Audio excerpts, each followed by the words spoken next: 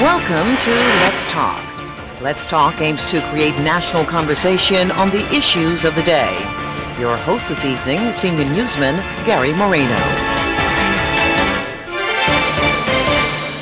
He's the leader of a party which can aptly be described as in decline, as several of its members have parted ways, choosing to become independent members of parliament.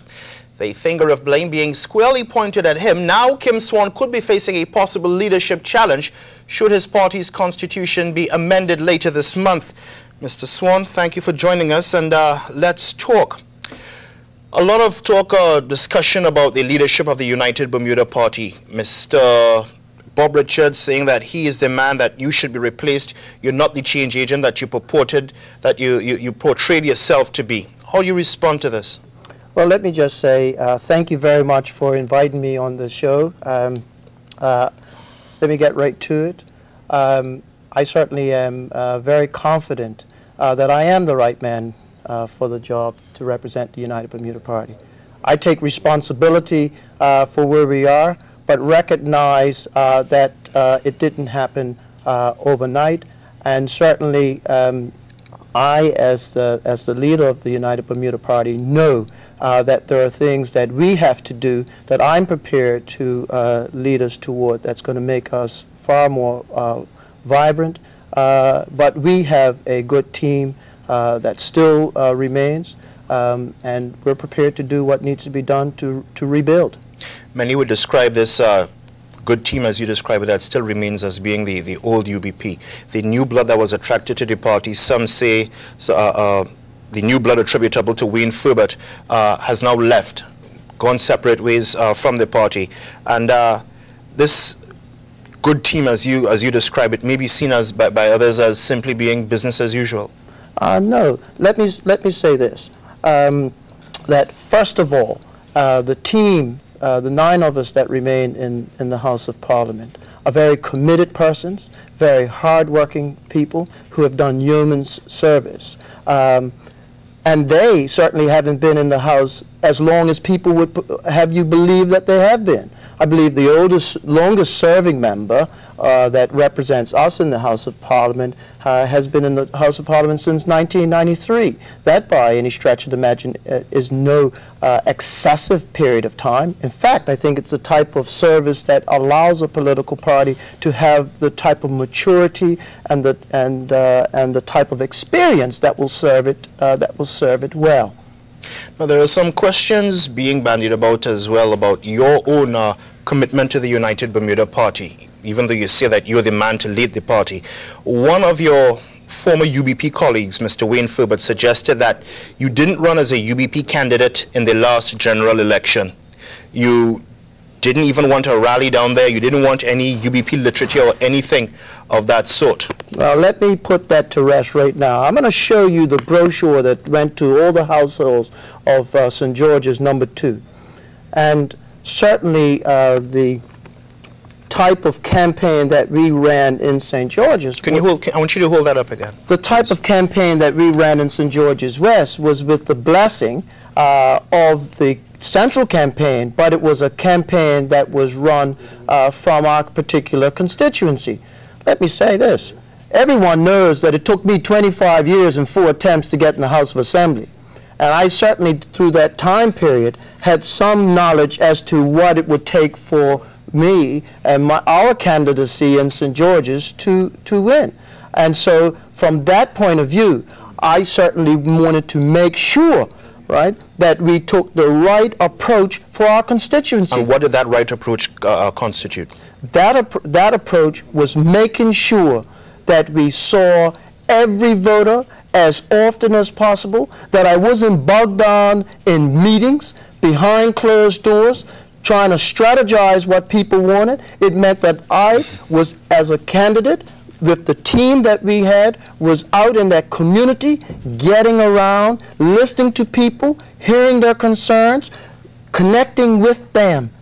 That's the campaign that we ran. That to me sounds like the standard response, but it has been suggested that 85% of the people in that constituency were black and didn't support the UBP, and hence you may have toned down the UBP aspect to your campaign somewhat. Well, let me say this. and that's a very good question you ask, is that you have horses for courses. And, you know, the one thing I learned immediately after the 2007 election is that the United Bermuda Party and Kim Swan were a good match in St. George's number 2. Could I have won as an independent? No.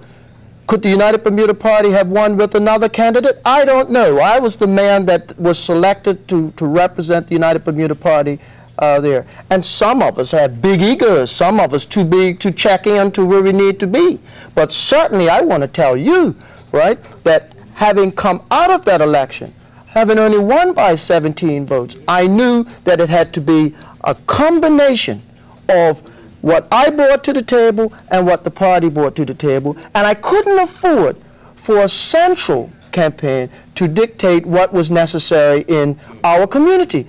And that certainly is something that I would advocate for others as well. That sounds to me like an endorsement of the suggestion that the party itself couldn't have won the election. You said that it took a combination, but would you say that the party would have had to take on a reduced image while Kim Swan himself was... Not image. What is required when you run campaigns is to ensure that the person, and I only learned this over time, you don't wake up this size sometimes, that the person that represents you has a voice in how they're portrayed. And I couldn't afford. I wanted to get elected. I've been trying for 25 years. At any cost? Not at any cost. But I knew very well, right, that I had an opportunity, having worked hard for the community, and that was my chance. There are only things that you learn over time and with hard work. And certainly I paid my dues, and I had the feeling that my time had come. And so I take on board that our campaign was generated by myself, and I make no apologies for it. And I certainly feel other areas could do very well to employ the same type of tactic. But in fact, it has been suggested that several people, several of the candidates in the last general election didn't even want to wear the UBP emblem, the chevron, I think it's called. You mean the chevron here yes, that I have? Yeah, I think it's called. Some people said that it was tantamount to the 666 mark of the beast in terms of trying to win an election. Well, let me say this. You know, you're very unkind, because in saying that you're disrespecting a lot of good work. I am not disrespecting, sir. I'm merely saying to you what was suggested by your fellow UBP candidates. That's a good point, and I take that. Thank you very much. What I'm saying is that persons have been disrespectful to the good work that a lot of men and women have done to serve this country. You know, on November of 1998, the Progressive Labor Party, after 30 years of opposition, and after, I think, as many as 7 or 8 attempts, became the government, and they earned that right. But the country that they inherited on that day didn't just appear out of the sky. Someone had to do the work that enabled this country to be what it is, to be the success story, to grow and have the growth that it has enjoyed, and to have the infrastructure that was there.